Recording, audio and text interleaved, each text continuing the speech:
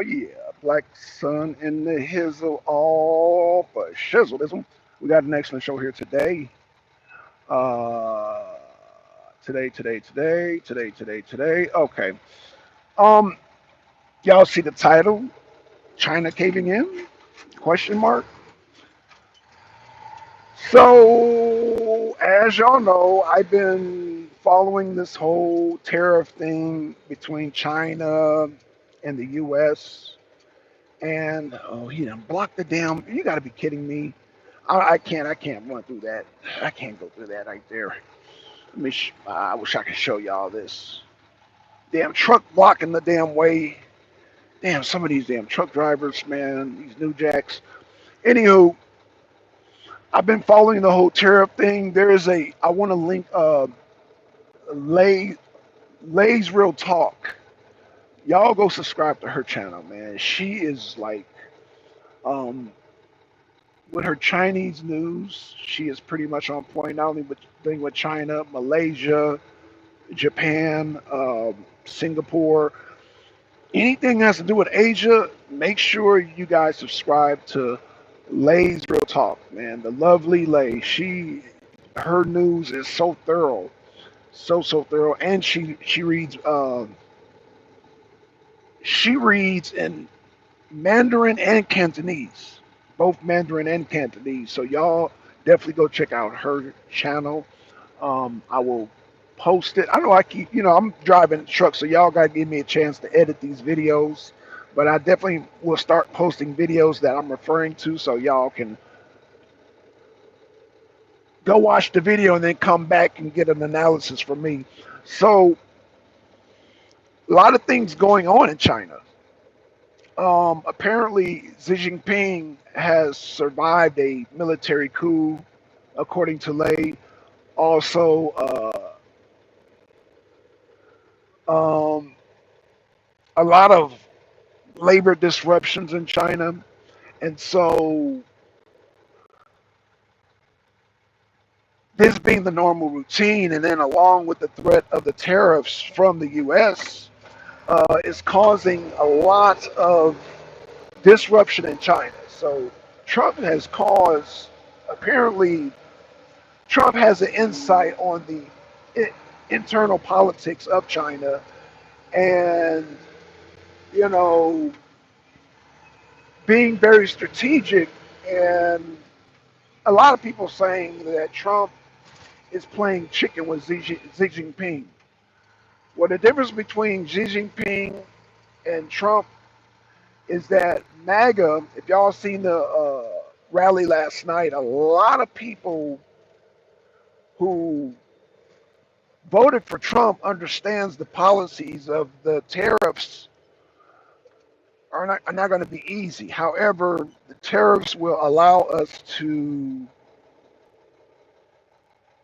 bring jobs back to the U.S., bring down the trading deficit. So a whole lot of things in the long run that will benefit America, and a lot of, I want to say, MAGA supporters like myself.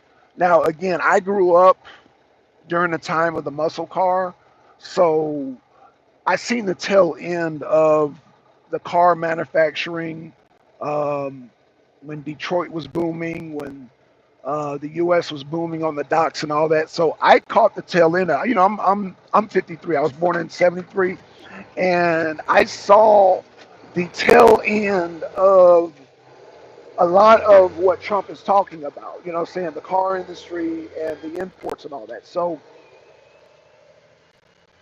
even though I think Nixon started the whole trade with China, but somewhere along the line, was it Jimmy Carter or was it? It might have been Jimmy Carter that, even though Nixon started it, the trade between China, they just started taxing us. Now, again, I remember when Trump was talking about it during Reagan, how there was an unfair trade. So he talked about it way back then. This is nothing new with Trump, and you guys that have followed Trump knows that he's been talking about the whole unfair trade for years and how companies were leaving. So again, during the time that I was born. I caught the tail end of the prosperity and when the company started leaving overseas and when China began to flood products here. I want to say by the Reagan era, you started seeing more and more Chinese products. So,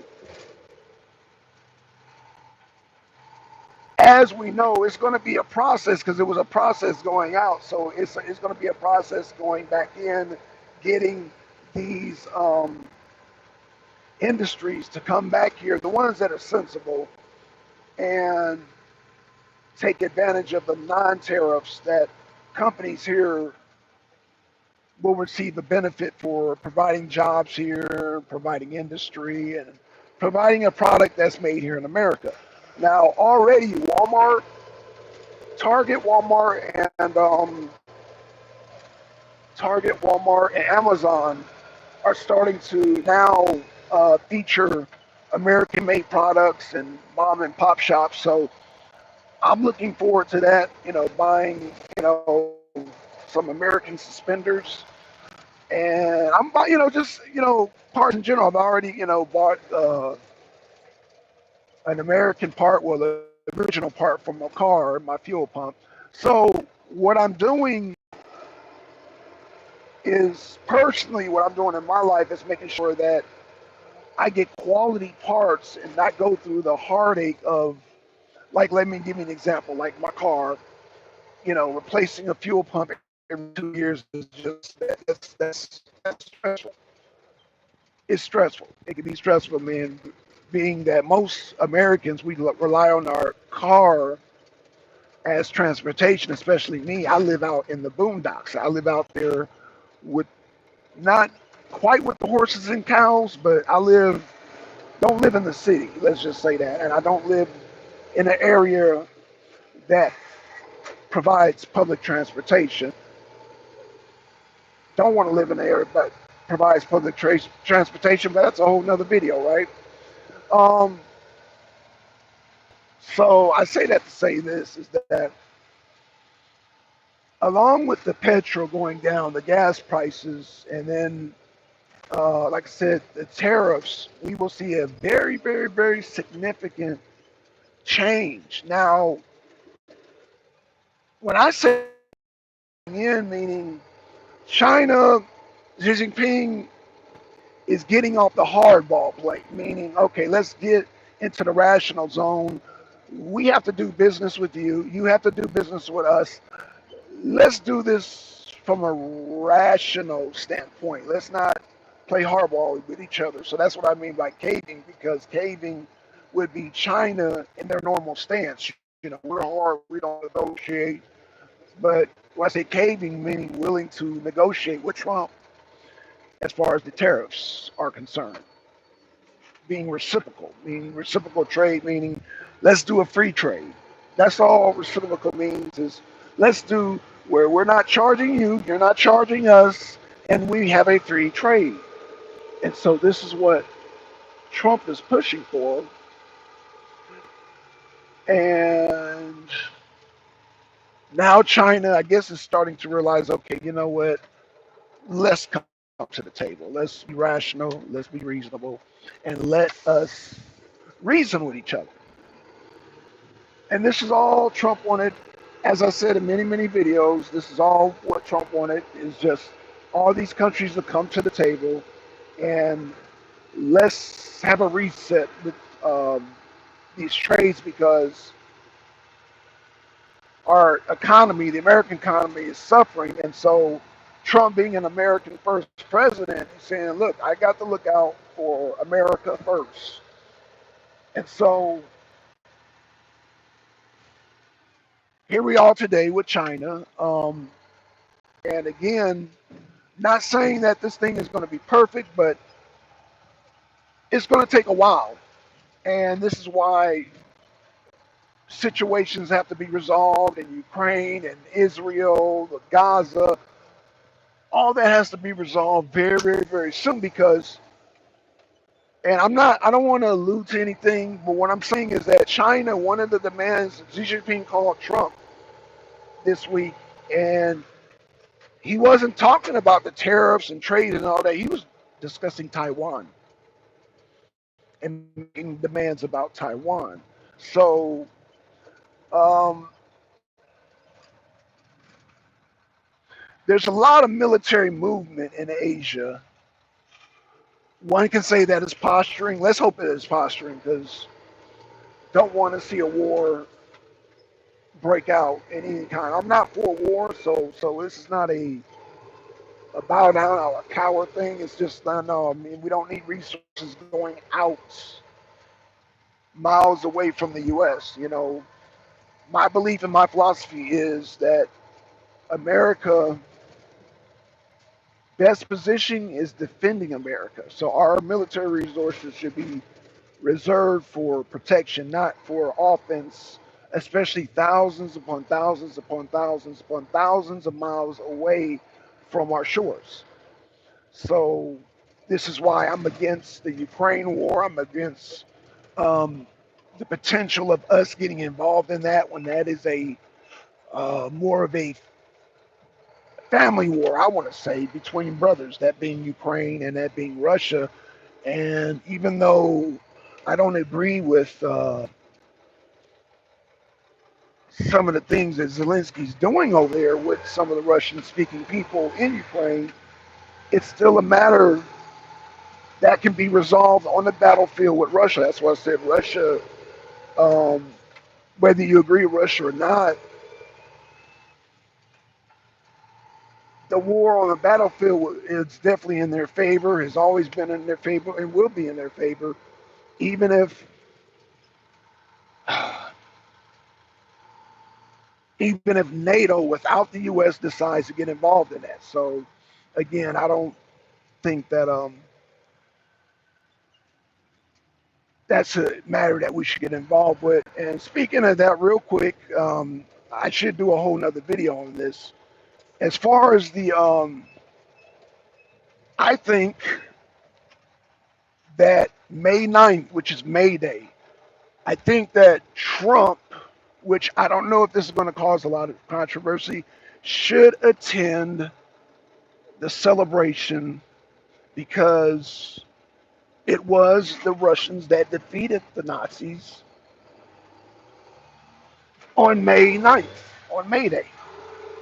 They are the ones that marched into Berlin and raised the red flag, even though we are not part of the red flag. Like, our involvement in World War II was to liberate France. Let me say that again. Our involvement in World War II was to liberate France. It was not to march on Berlin. That is what Stalin did. Stalin marched on Berlin and took it when took Berlin. Yeah, he marched and they took Berlin. So what I'm saying is that defeats the Americans, even though we were just paying back. Let me explain. When I say payback, meaning when we, the U.S., were under the French. I'm sorry. Did I say the French? I'm sorry. It was it was us, the U.S., that was under the English that we requested help from France, from King Louis XVI, and they helped us out. And so we've always owed them a favor up until World War II. So um, when the Nazis occupied France, we repaid that favor back to France. So the favor they gave us, we paid back in World War II and liberated France. So France and America, we became even at that point. Like, you guys helped us out, now we helped you out, now we're even.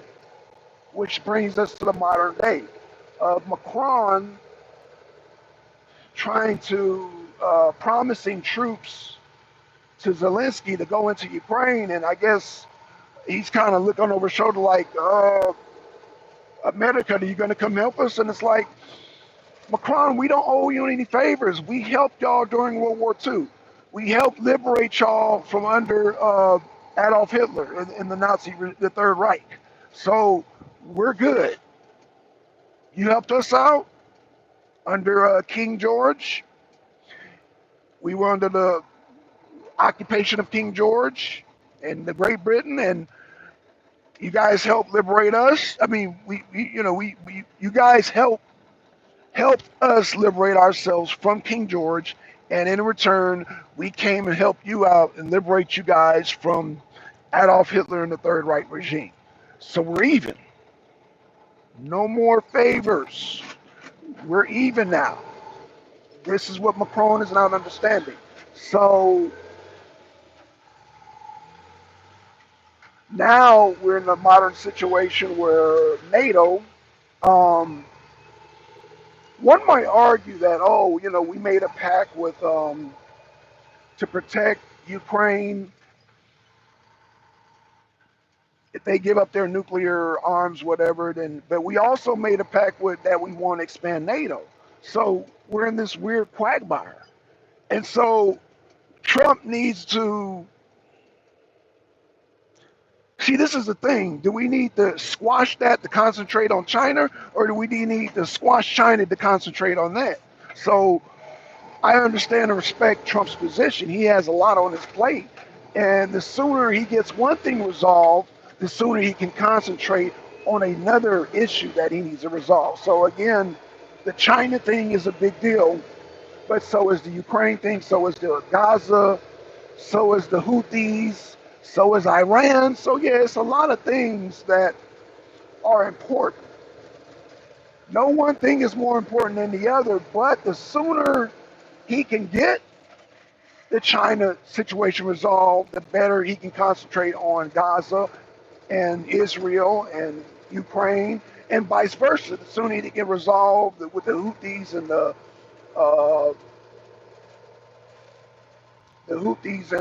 what do you call those other guys in the Hamas Israel situation, the sooner he can concentrate on China. So it's all important, but I would say it's all important, but whichever is the easiest to resolve at that moment, then get it resolved. So is the China situation easier, or is the Ukraine situation easier? I would at least say this. This is what I will say, guys. In my opinion, I think the situation with the Houthis, Hamas, and Israel is a little bit harder than the situation with Ukraine, based on what I'm seeing, and the situation with China.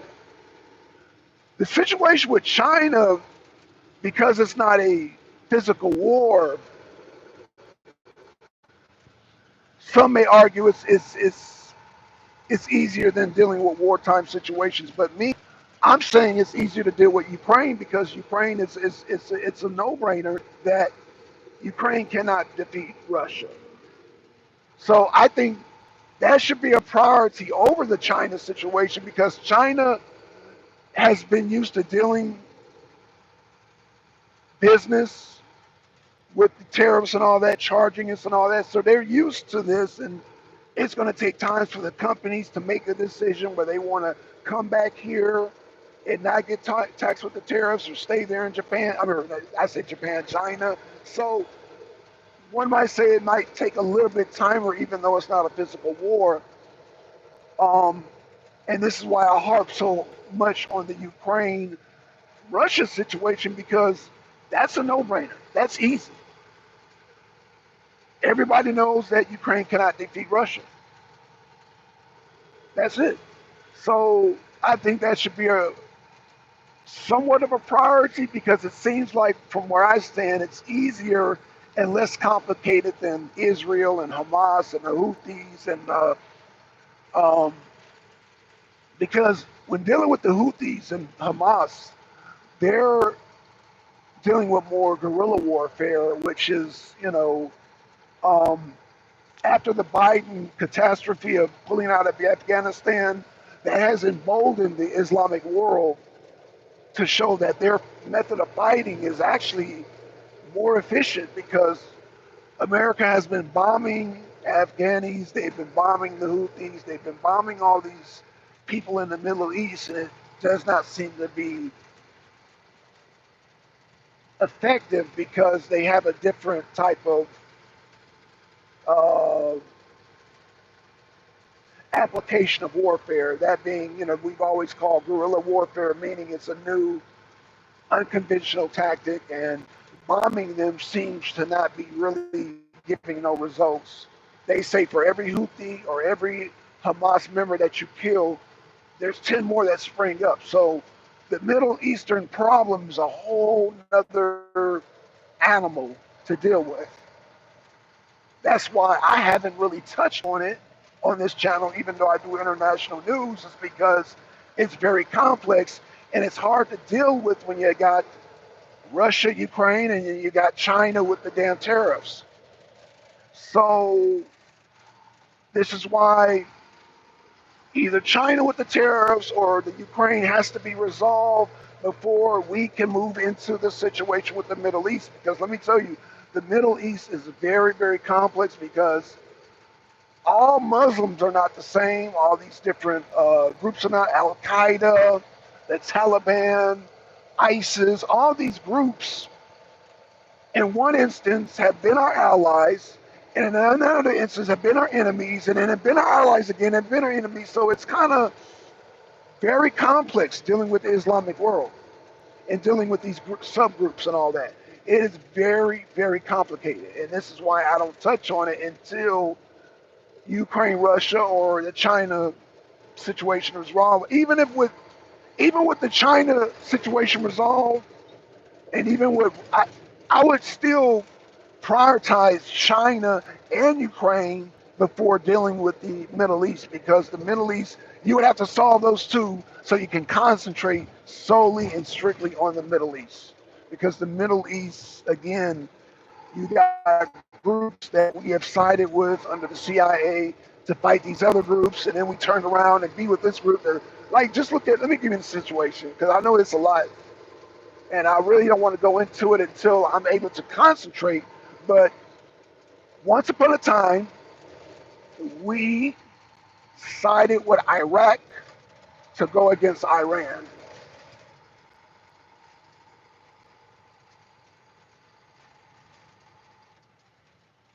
So, in another situation, we had many CIA officials said that we created ISIS. So, dealing with the Middle East and then ISIS, they turned against us. So there's a lot of situations where we created a lot of groups, armed a lot of groups, trained a lot of groups, ISIS, and then those groups turned against us. And a lot of these groups are under Saudi Arabia, who is our ally. And I want to say, was it Al Qaeda? Was it Al Qaeda? Or was it the Taliban? No, Al Qaeda. No, no, no. At one point, they were our friends and became our enemies, and they became our friends again.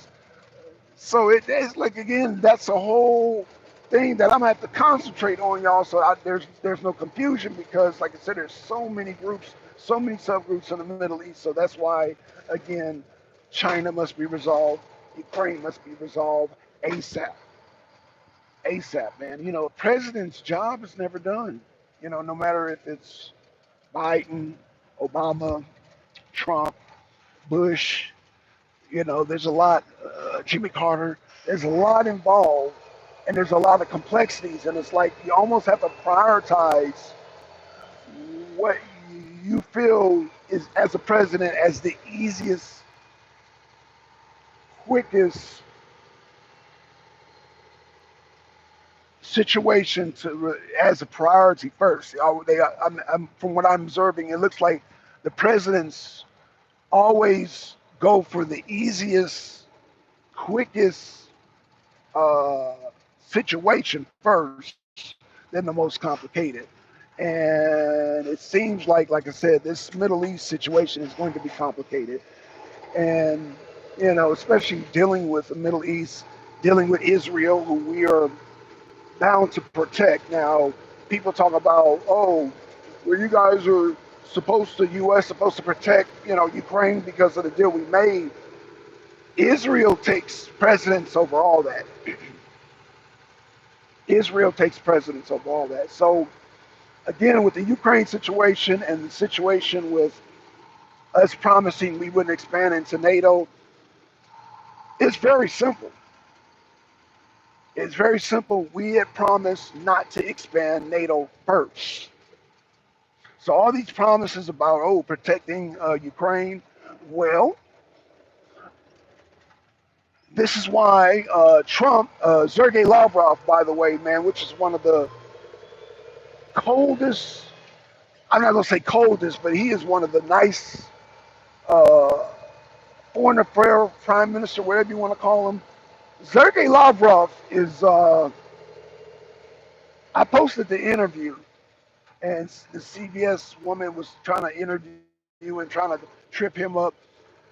Sergei Lavrov is a master class. You cannot trip this man up. You cannot get this man to retract what he says. What he says is what he says, and he stands by what he says, and he's very clear about what he says, and he's not going to repeat himself.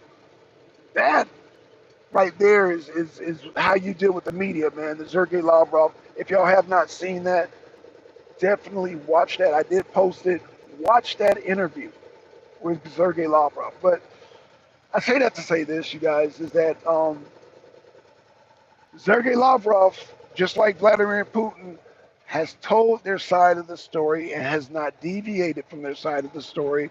And their side of the story seems pretty clear and seems pretty precise that the Republic of Luhansk and Donetsk and Crimea and Zaporozhye have did a referendum and succeeded from Ukraine for reasons of Nazism, for reasons of false elections, of coups and all that. They reacted all at the same time. And they all petitioned Vladimir Putin. So now Sergei Lavrov was like, well, hell, Trump seems to be the only person who understands and recognizes the situation in Ukraine for what it is. And so, um, what? Oh shit, did I? And so, because, excuse me, y'all, I'm sorry.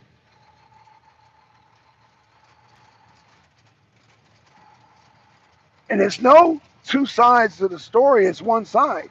They separated, and that's what it is. So now it's just a matter of, whether NATO or whether Zelensky or whether the rest of the world wants to recognize the separation that these republics initiated. That's it.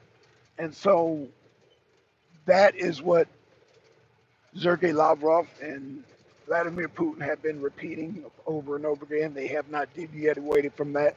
So now Trump understands that. And they're trying to paint this whole thing as now they're trying to set up to where if Trump, if Ukraine loses the war, oh, it's Trump's fault.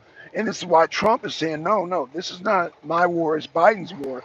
Now, I haven't heard critiques um, from the media saying that, or different people, like even like Colonel Douglas McGregor saying, oh, well, no, it's Trump's war now. And I would beg to differ, meaning he said that he should have ended the war from January, but Trump was getting acclimated. That's number one. He was signing executive orders and he was assessing the situation. He assessed the situation, and it took about maybe, what is it, April now? So January, February, March, April, 4 months to assess the situation properly. And I think Trump did this the right way and did it wisely, because if he would have just ended the war and stopped funding, that's number one. We got to understand that Biden still signed exhorters from the Congress to keep sending supplies. So those supplies still have to be um, sent to Ukraine. But what Trump did was end that as soon as that supply ends, he's letting Zelensky know, hey, um, after what um, after the supplies that's been promised to you by Biden, that's it. That's it. So maybe Biden gave a 3 month supply. Maybe there's a 3 month supply of Zelensky getting arms from the U.S. and money and all that, and supplies, medical supplies, whatever. And once that ends, that's it. And this is what Trump is conveying to Zelensky. So this takes a while for it to resonate with Zelensky. That's why when Zelensky came to the White House, he told him. He went to Pope Francis' funeral, he told him. So he might have to keep telling Zelensky for it to sink in. Because you got to understand, there were 3 years of Biden telling Zelensky, we got your back, we got your back, we got your back, we got your back, we got your back, we got your back, we got your back, we got your back, we got your back. So now Trump has to undo that. So he told him at the White House, he told him at Pope Francis' funeral, and he might have to tell Zelensky a couple more times because still in Zelensky's mind, he still hears Biden saying, "We got your back, we got your back, we got your back, we got your back, we got your back, we got your back, we got your back, we got your back." And remember, Zelensky during the campaign, he came here when Biden was campaigning, and he came here when Kamala Harris was campaigning. He had Chuck Schumer sign the missiles and all that. So this is all still in Zelensky's mind. The promises made by the Obama administration is still in Zelensky's mind. And this is why I don't blame Zelensky 100% because you had America patting him on the back saying, we got your back, we got your back, we got your back. And then you got the EU, oh, we got your back, we got your back, we got your back. So this is still in Zelensky's mind. So it's going to take a process to get Zelensky on the track of we are no longer going to support you. So Trump has only said this during the White House meeting, and he said it during Pope Francis' funeral. So he's only heard this twice compared to we got your back, we got your back, we got your back, we got your back, we got your back, we got your back, we got your back, we got your back, we got your back, we got your back, we got your back, we got your back. We got your back. We got your back. We got your back. So 2 years of hearing, we got your back. We got your back. He still hears that. Zelensky still hears that. And so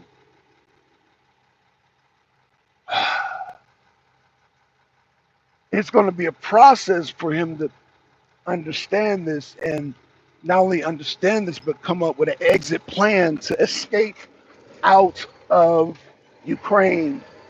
And again, like I've said in the other video, his wife apparently maybe Zelensky has not shown to the world, but apparently he conveyed to his wife, you need to leave the country because she tried to leave the country, but unfortunately she was caught at the border and she was sent back. A lot of people didn't make a big deal about this, but the information is out there. I'm gonna have to post it because a lot of people are like, I didn't hear about that. Yeah, you're not gonna hear about it because she was detained and brought back, meaning she didn't get arrested and they take her to jail, meaning, oh, what are you doing at the border?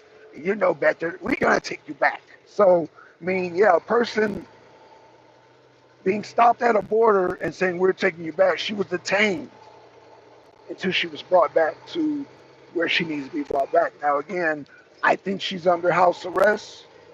I don't think she's allowed to leave the country because if she's allowed to leave the country in that state of mind that she's in, because they're looking at it like, oh, you tried to leave the country.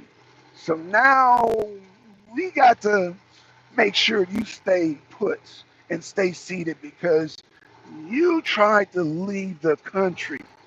Why did you try to leave the country? Are you and Zelensky planning to escape? Is that what's going on? So this is their mindset. This is the mindset. So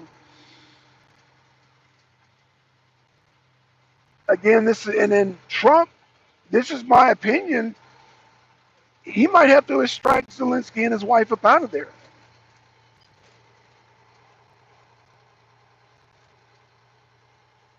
So all these situations are complex. Even like I said, even the tariffs, because the Chinese were used to taxing us and us just paying out on trades and all that. So it's going to take a while for them to acclimate to that. Okay, just like with Zelensky, just like with Trump telling Zelensky, hey, we can no longer fund you. China has to get acclimated with, hey, we got to redo these trade deals because we're not, this is unfair to us. So it's going to take a while for China to realize that, hey, we don't want to be heavily taxed anymore like this. So Trump is bringing a whole paradigm shift to the China situation, to the Ukraine situation, um, quite possibly to the Israeli situation. Now, the Israeli situation is way more complex, and this is why I haven't touched on it yet. But I will, though, but not yet. So, um, y'all stay tuned. Thanks for the like. Stay tuned because um, as far as the China situation, um, again, I want to promote Lee's Real Talk, LEI Real Talk, Lee's Real Talk. I want y'all to subscribe to her channel to keep up with the Chinese news in Asia. Like I said, not only with Asia, about not China, but all of Asia, she pretty much keeps, and like I said, she reads Mandarin and Cantonese, which, she's giving, because, China is big. Their official language, I think, is Mandarin, but, there's a large population of Cantonese also. So, and she's able to navigate through and find out a lot of information on the Chinese government. Xi Jinping, like I said, she uncovered a coup, military coup. A lot of generals were arrested, and a lot of things going on in China. So, yeah, if y'all would subscribe to her channel, I highly recommend Lee's Real Talk because she is on it, and I do appreciate her information and her research. Hold on, you want this is CO6 coming on scale 1. I got 89s.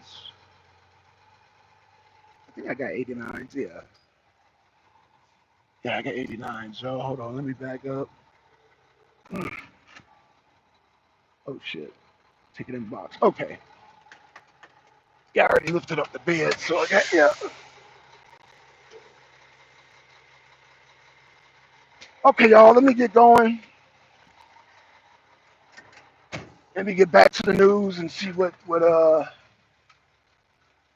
any breaking news that will come up. And but yeah, that's the situation with China, the tariffs. Um, they are coming to the table rationally, so that's what I mean by caving. To us, I mean, y'all may not really see it as caving, but the way that the Chinese are, they're very